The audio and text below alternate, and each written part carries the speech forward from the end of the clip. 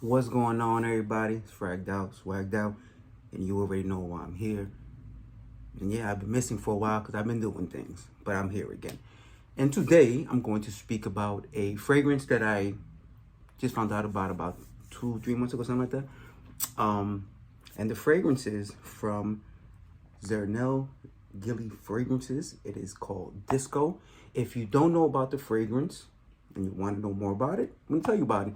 And if you don't know about the creator, I'm also going to tell you about that a little bit, and then I'll get right into that. So if you don't want to find out more about the creator, then fast forward a little bit. I don't know when I'm going to stop talking about him, but, it's good to know about the person, especially this particular person, because pretty interesting. So, Zernell Gilly is from Chicago, from the west side of Chicago, where it's pretty gang back in the 80s. And if you know anything about the urban inner city in the 80s, we like to refer to it as the crack era. It's not very significant to the fragrance, but understand the kind of environment that he grew up in, young man in the city, and if you know about those cities, you know that drugs are a big influence, gangs are a big influence. So for you to battle through all of that and make it to a place where you're currently an international DJ, owner and co-owner of several different businesses, a very creative mind, and while doing all of that, was able to create this very amazing fragrance. It's a, little tip to the hat to the man, because, it does take a lot of desire and will to battle through all those things and end up where he did. So salute to that gentleman right there. By the way, this is not paid. I've only met Zernell once, but it was a good interaction. I met him out at Glamcation in LA, and one thing I really like about him is that his accomplishments do not go to his head. Just a real dude, regular dude. When I met him, he stood out to me in the room, and I didn't know who he was. Fitted cap, kind of cocked. I think he had J's on. Like it spoke to me, and I still didn't know who he was. And we didn't even speak that day. Actually, we just kind of head nodded, and the next day we spoke, and then I found out he's a perfumer and what his fragrance smells like. I was interested, ended up buying it, and it is a very, very different fragrance. I will say that. So now we'll get into the fragrance. So if you want to know more about it, I'll put the link to his website in it, in the whatever that crap is down there. I don't edit, so deal with it. So ZernellGilly.com, and it is Zernell Gilly Fragrances.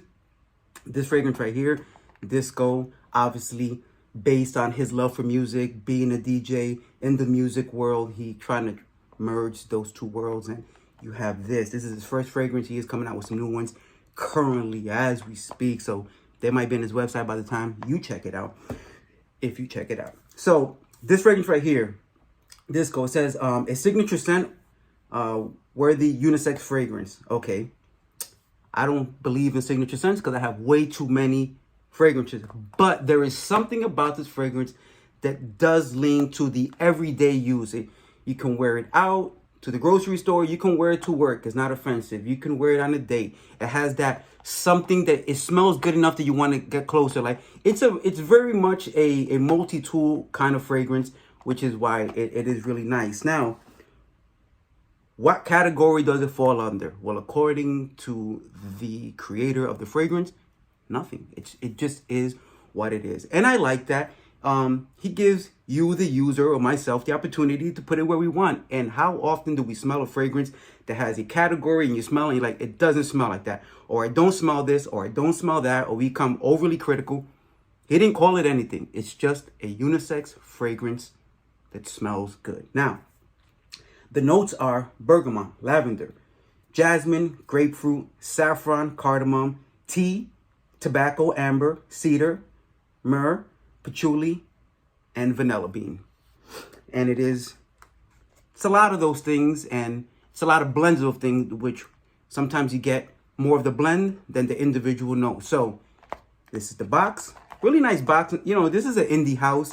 It has that kind of designer kind of look. It's a nice box, not a cheap box. And inside you have the bottle itself. And again, just a really reminiscent of more luxury brands or higher end designer look. It doesn't necessarily look like a bottle of somebody who just came out with their first fragrance. So points on that as well for me. And then the fragrance. Now, great atomizer, nice bottle, magnetic cap. A lot of the little details that people care about when it's more than just fragrance to you, you're collecting. I do. So a lot of these little details really do matter. Is the box going to last in the house for long? Probably not, but it was a nice box. I don't keep boxes. So here's the fragrance. So to give you an idea, some people I've heard call this a really amplified barbershop fragrance. Some have referred to the tobacco note in here as being dominant. I think every nose will find something different that really stands out. But overall, it's attractive. Now, does it have barbershop tendencies? Well, in the sense that it opens up very fresh, very clean, and I'm attributing that to that bergamot, that grapefruit, and even some of that lavender. Really gives this a nice fresh opening, but it doesn't stay there. The tobacco does pick up in this fragrance. It's a nice warm tobacco, not too earthy, and it has a tea note. And it's one of those teas that I really like. It's a tea similar to Gucci Porom 2, which is not available anymore, I believe. A tea kind of similar to Manhattan by City Rhythm. It's a really strong tea, not overpowering, but strong in the sense that it stands out from a lot of heavier notes like the amber, like the patchouli, the vanilla bean, which can be very thick and creamy in the fragrance. Personally, I don't think this fragrance ever gets too creamy or too dense. It plays like that middle ground of it could have been a barber, it could have been a very fresh fragrance, and it could have been very ambery, and it stays in the middle where it kind of plays with all those notes, which I understand why he decided to not put it in any olfactive category and let the consumer decide for themselves why they like it. Not necessarily because it falls into a group of fragrances that you already like, but because you like the fragrance itself. I really like this fragrance. It has a lot, like I said, it has a lot going on. Once that dry down, which, like I said, bright, fresh, even a little fruity with those citruses. It doesn't just go tart. It has some sweetness to it. And I think that's a combination of that lavender, the citruses, and that tea. And then it does pick up some of those ambery notes. That vanilla becomes a little more prominent. Again, never thick, never too creamy.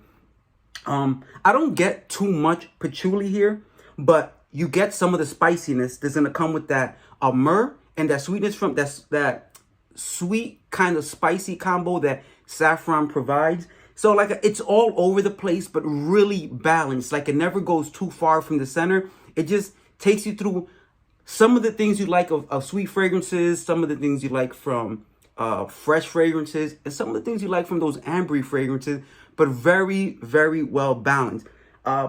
I bought this on first sniff. He brought a couple to the event. I smelled it. I liked it. I bought it. Is it an easy reach? It's absolutely an easy reach. Like here's the thing about this, right? I can wear this to the gym and it's not going to stand out as why is he wearing that club fragrance to the gym? I can wear this to work and it's not like, why is he wearing that gym fragrance to work? And I can wear this out to dinner and it's like, why is he wearing that gym? Like it does what it's supposed to do at all times because it's so in the center, but it does each one of those little facets so well that they blend into each other. It's a great experience. It's a really, for what you get here, very inexpensive. $75 for 30 ml, which is great.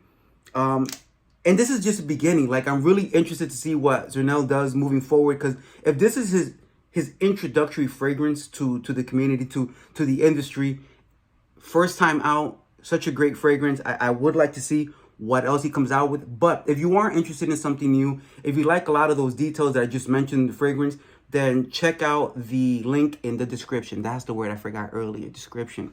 Check out the link in the description. I'm sure you will like this. That's really all I have for you guys today. If you have any comments, if you smelled it, go ahead, leave it in the comments. If you're not following, I don't know, follow or don't, I guess. And if you like it, go ahead and leave a like. Or don't as well. Do what you please, because I do what I please. That's all I have for you. Again, thank you for watching. This is Fragged Out, Swagged Out. and I'm out.